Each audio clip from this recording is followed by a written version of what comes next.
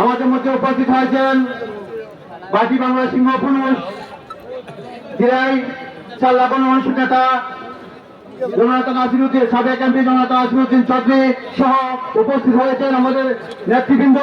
আমি নাম নিচ্ছি না, সময় সংক্ষিপ্ত।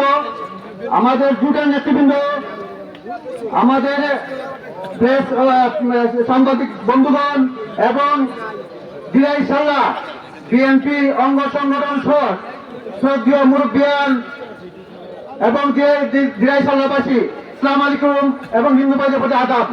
সম্মানিত নেতৃবৃন্দ, আপনারা অনেক দূর দূরান্ত থেকে এসেছেন।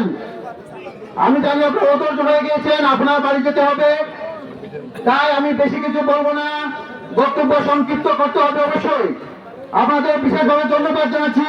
আপনারা কষ্ট করে, বিগত দিনে কষ্ট করে গানের শীষের জন্য প্রচারণা চালিয়েছেন, নাসিরউদ্দিন চৌধুরীর জন্য প্রচারণা চালিয়েছেন, তারেক রহমান সাহেবের জন্য প্রচারণা চালিয়েছেন। আমরা বিশ্বাস করি, আমরা শহীদ প্রেসিডেন্ট জিয়া রহমানের দল, আমরা উন্নয়নে বিশ্বাসী, আমরা উন্নয়নে এবং উত্তরণে বিশ্বাসী। শহীদ প্রেসিডেন্ট জিয়া রহমান এখানে স্বাধীনতা ডাক দিয়েছিলেন, আমাদের রাষ্ট্র প্রার্থী উনি একজন মুক্তিযোদ্ধা।